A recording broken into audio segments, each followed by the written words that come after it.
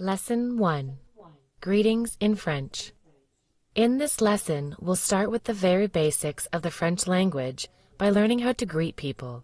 Whether you're planning a trip to France, brushing up on your language skills, or just want to impress your French-speaking friends, this is the perfect place to start.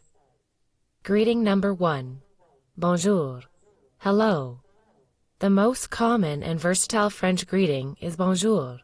It's used in a variety of situations and at different times of the day, but generally you'd use it from morning until the early evening. Pronunciation.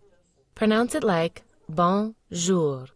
Imagine you're saying bon, but with a soft N, and finish with jour. Usage. You can use bonjour to greet people in the morning and throughout the day. It's a polite and friendly way to say hello to just about anyone, from friends to strangers. Example. Imagine you're meeting a new friend named Jean. You'd say, Bonjour, Jean, to greet him. Greeting number 2. Bonsoir. Good evening.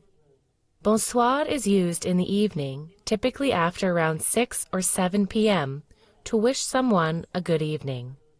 Pronunciation. It's pronounced like bon soir. The R is a bit softer than in English.